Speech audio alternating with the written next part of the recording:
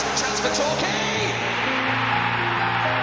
Chris Hargreaves, the captain. If he stays offside, Carlisle checks instead. He's looking for Benyon. We do Kelly's Corner, we're on that topic. And then Clive will just fill us in about Devon Bowl and women's team and all stuff like that to end the episode. Yep. So, Tom, take it away. Thank you very much. Into my corner this week. So we've asked the Yellow Army basically to rate our start of the season out of 10. So just to reflect, 5 wins, 2 draws, 2 defeats in the league, 5th place, 4 points off top, crashing out of the FA Cup. But at least we're through to the next round of the Bowl, which is, let's be honest, the most important thing this season, I think. Definitely, yeah. So got a name on it. That's it. So we've just asked, how do you think the season's gone? Rate it out of 10. And here are the replies. And once again, thank you to everyone who has put their thoughts across this week. So I'll start with a couple on Facebook. Craig Hughes says, I think a rating of 7 out of 10 is reasonable for our start to the season. His reasons behind this are they've had some great wins at home and away, including Bath and Dorking, but we've also had some frustrating defeats at Welling and Bishop's Cleeve. A brand new side with new ideas, and to sit in 5th place at this stage of the season makes a very good reading. We need to tighten up at the back a bit and score a few more goals, and this team will improve massively. As for the youngsters in the bowl, he was there last night and was impressed by the youngster Andrew Ellis. Looks quick and skillful and has an eye for goal, and was good to see a few first teamers play, which included Tomlinson, Jenkins Davies, Crosby and Collins to get a run out too. Ends it with Paul Watton's Yellow Army. So thank you very much, Craig, for that. There is one more. Oh, is there another one that's just popped up right now? Yes, Steve Browning says if it was a school report, he would give it a B+ to start the season. So that's the Facebook ones. And then on to Twitter. So Alan Wills says 7 out of 10. Great start, but we're currently 2 points worse off compared to last season. But if we win at Hampton, it will be a better total after the first 10 games, 20 points compared to 19. We've got more than 20 points after 10 games in only 4 seasons in the last 40 years. So some great work there, Alan. Looking into that. He's gone proper in depth there. We haven't been in yes, great knowledge, Alan. Harvey Nichols responds, it's a good point, Alan, as well. The season's entirely new squad, whereas last season it was pretty much the same as 11 as we had the season before. Jonathan Jones says such a big thing. That is such a big part. They're all finding out Jonathan how Jones says they react to certain situations as well. Sorry, Tom. That's all right. Jonathan Jones says 6.5. Here we go, into the decimals now. The trip to Clive is still stinging, but a solid start in the league. And with competent officials, we'd have more points. We need to be better going forward to kill off teams, especially at home. Still think an out-and-out winger would improve us greatly. Yeah. Get him on here. That's it. He knows his stuff, Johnny, doesn't he? Someone called Byhorse. No idea. Never heard of him before in my life. Oh, he talks absolute rubbish, he does. 6.5. Going forward is where we need to be better. Going forward. I agree with that, man. We should get him on here. Yeah. Get him all all on sense here. in this lot.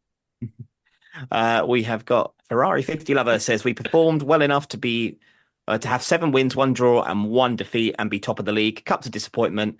With apologies to Hayward Jr., the bowl could not literally matter less to him unless he drives the bus for the final.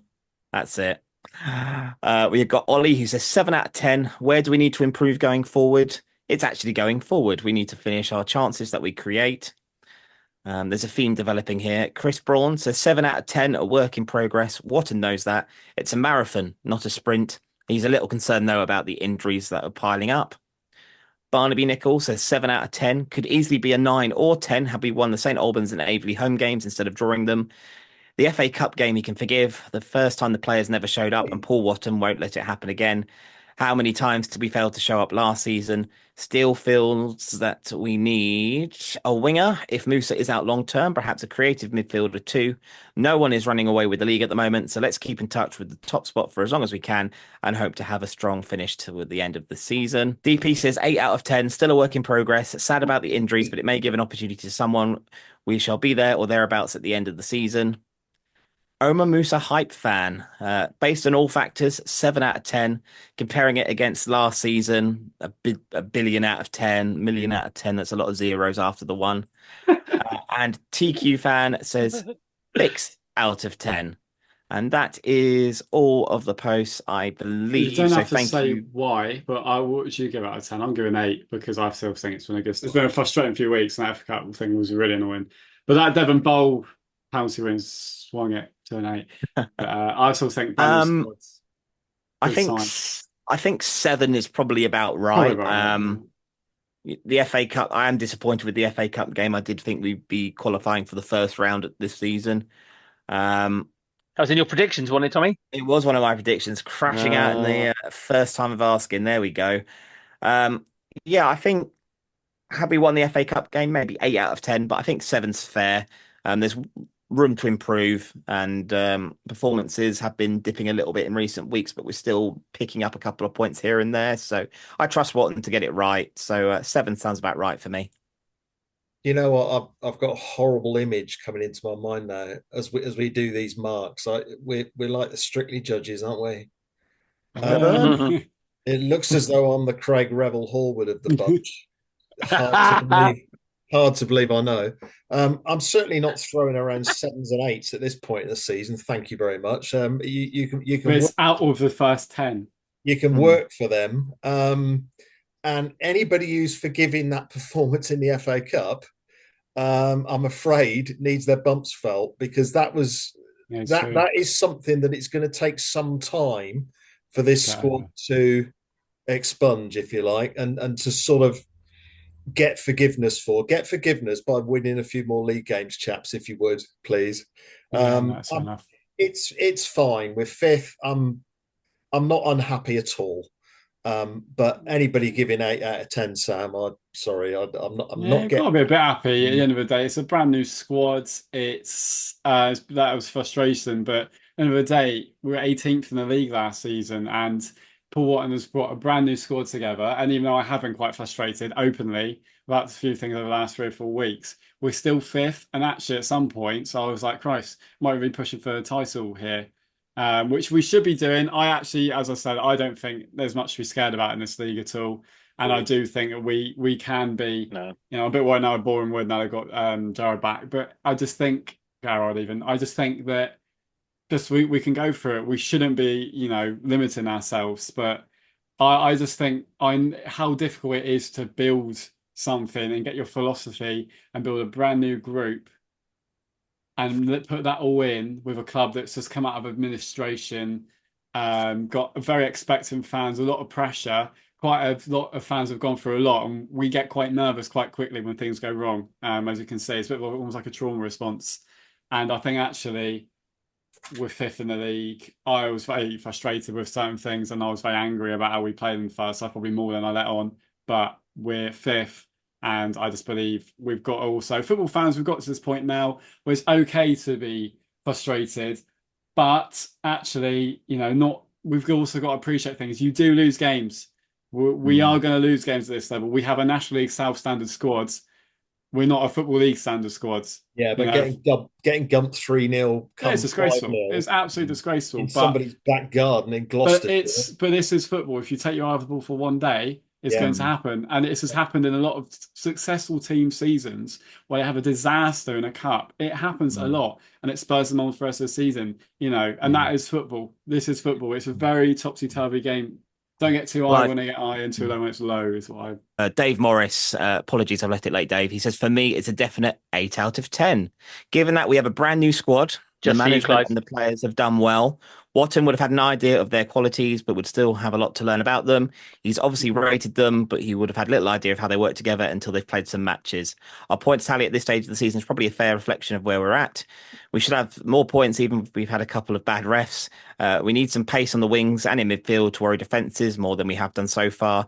A 30-goal-a-season striker would be nice, because ultimately goals wins this division. And as a certain manager said on the podcast, we need to get them more chances. That's my problem. I think we've actually got good enough strikers to win this league. And my brutally honest opinion, I don't on that hill. We're just not creating enough.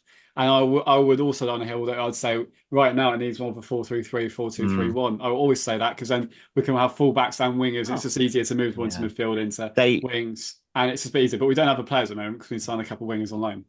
They just finished off saying nobody really cares how many points I'm giving them out of 10. But I thought Dave's post was excellent there, but I didn't see how that logically led him to give a mark out of 8 out of 10.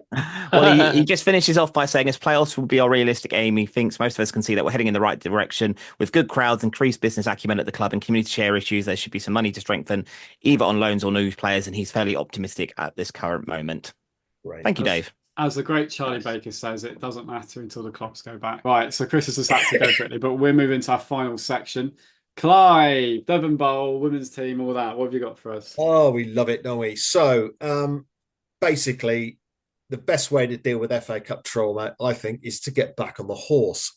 So in the last 7 days, I've watched the youth team progress in the FA Cup. They had a 2-0 win against Saltash, which was excellent. Both goals scored by Toby Hard, centre forward, also a promising cricketer for Abbots Kerr as well, I've learnt today. Well done, Toby.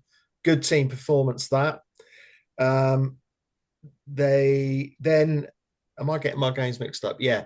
The next one I saw was on Sunday, another Newton Abbot game, but a different venue. It was at the Devon FA at Coach Road on the artificial there, and the women really turned it on second half. They played against Ivy Bridge. Mm-hmm. Ivy Bridge are the league below, but they're no mugs, and they started like a train. They led twice. They were 2-1 up for quite a while, but our girls were too strong in the end. T captain, I hope I've pronounced that right, T, with a hat trick, and they now move on to a tie against Royal Wootton Bassett in the next round. It's another home fixture. They've beaten them in the FA Cup in the last couple of years, so they'll be having high hopes of getting into the stage of the competition where they might draw a big club, and it could be fun. So and honestly, I really enjoyed that game. I've only ever seen 2 women's games, much to buy. Shame, really. Good standard of football. They get it down on the floor and they play. The through balls are a delight to behold at times, to be honest. That was brilliant. And then, of course, last night, the big one, the bowl. I thought we were going to get hammered in that because the recent history is that we play the kids and they just get out-muscled. Ivy Bridge beat us last year. We've been beaten by everybody in the last few years. As Kelly's Corner told us, we did have 4 first teamers playing. I thought they all put good shifts in, and Roddy Collins actually had a good game, to give the lad a bit of credit. Mm-hmm. He did look a class above there, and it's interesting, isn't it? Because it's always good. We're sort of starting to think he's a very average footballer, but you get to a certain level and you can see why he's had a career in the game, because he's actually quite a decent footballer. Good performances really from everybody. It was committed. Buckland had not full strength, but quite a strong team out. We took the lead in the first half. Andrew Ellis got both goals, both of which were really good right foot hits past the keeper. Second one was a long range free kick. We had our hearts broken nearly at the end with a sort of injury time equaliser. So it came down to the famous penalties.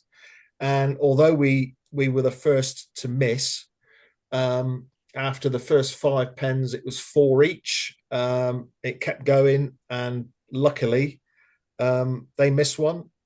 We tucked ours away. We progress 6-5, and we're in the next round of the Devon Bowl. So, 3 wins in a week, 3 wins in Newton Abbot.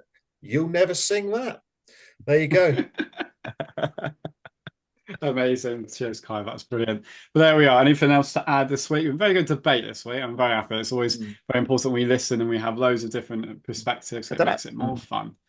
You guys heard we've been nominated for a couple of awards? Oh, yeah. How could I have forgotten? I did actually forget.